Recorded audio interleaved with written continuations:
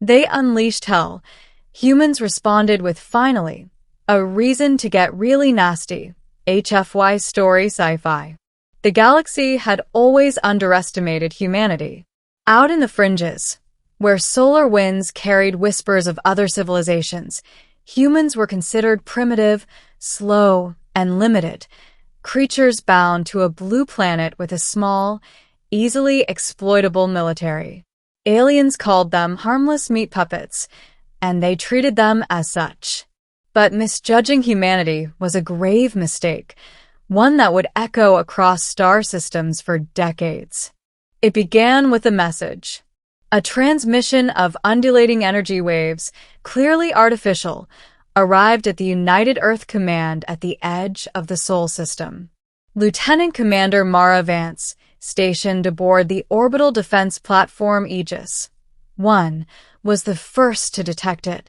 The signal pulsed with an unusual frequency, almost musical, yet chaotic in pattern. Mara had been trained for anomalies, but even she paused as she realized this was not a routine contact. "Sir, you need to see this," Mara said, pointing to the readout. "It's coming from outside the Orion sector, coordinates unlisted in any database." Admiral Kellen Rourke, a man who had seen more than his fair share of close calls, leaned over the console. The message unfolded like a script in the alien language of jagged glyphs and interwoven energy pulses. Humans had no idea what it said, but the intent was unmistakable. Invasion. "They're coming," Kellen muttered, "and they're not here to negotiate." By the time the alien fleet, later identified as the Xyrath Swarm, arrived, humanity was already bracing for impact. Hundreds of massive starships tore through the void, their hulls bristling with energy weapons and kinetic launchers designed to rip through human defenses like paper. The Aegis 1 fired its first salvo, but it was laughably ineffective. The Xyrath's shields absorbed the explosions, and their return fire decimated the outer defense satellites. The first wave hit Earth's orbit in less than 48 hours. Panic swept through the planet cities as orbital bombardments destroyed satellites, disrupted communication networks, and sent nations scrambling to mobilize. But humanity, despite the odds, did what humans always did when faced with annihilation. They adapted. By the time the Xyrath made their atmospheric descent, Earth was ready, not with flashy, alien-style fleets, but with ingenuity. Automated defense grids, long-range railguns, and atmospheric disruption arrays had been deployed strategically.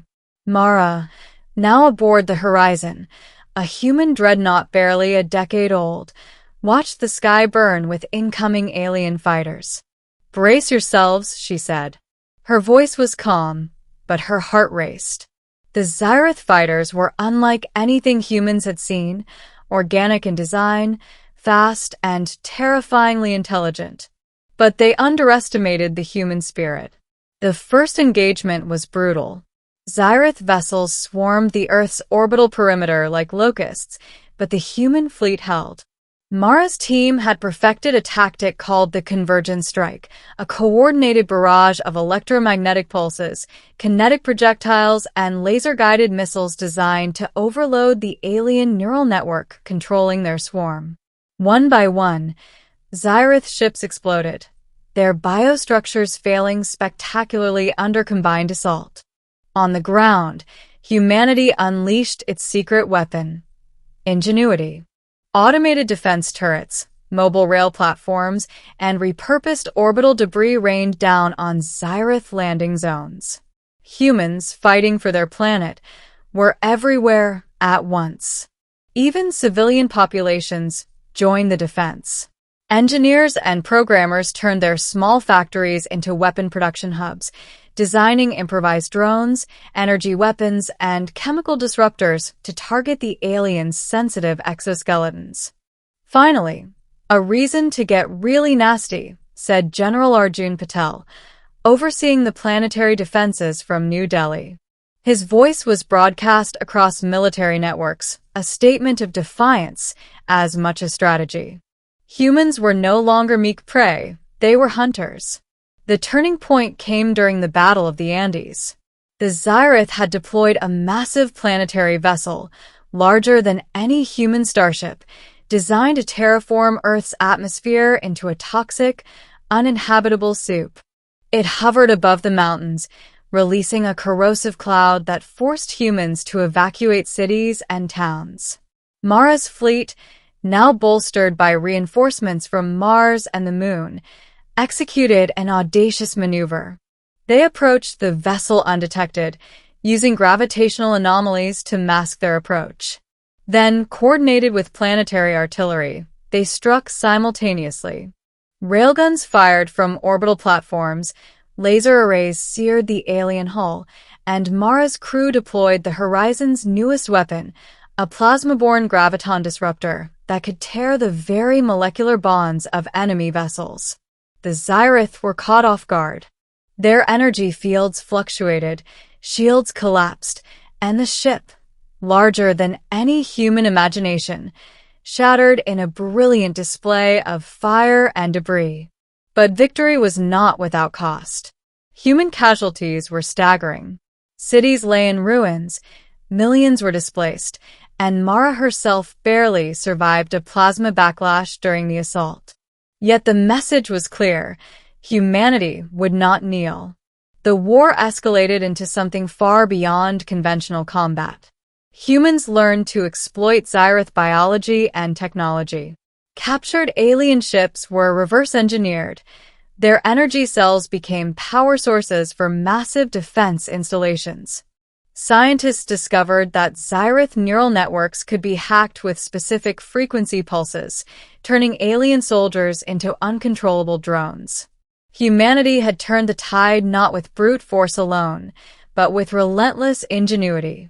Amidst this chaos, Mara found herself leading a specialized strike team deep into the heart of Xy'rith territory, an orbiting hive station the size of a small moon. Their mission: to destroy the central command node and decapitate the alien swarm's operational control. The approach was perilous. Automated defenses, anti-ship swarms, and the station's immense energy cannons could obliterate a human fleet in minutes. Yet Mara's crew pressed on.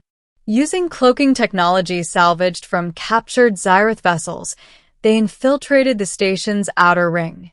The corridors were alien in every sense: pulsating walls, organic structures integrated with circuitry, and creatures that moved with predatory grace. Inside, they discovered the central intelligence, a colossal bioorganic neural core, pulsating with light and energy, controlling every Xy'rith soldier in the system. It sensed Mara's presence instantly. "You humans," a mental voice, sharp and synthetic, echoed in her mind. "So fragile. So violent. Why do you persist?"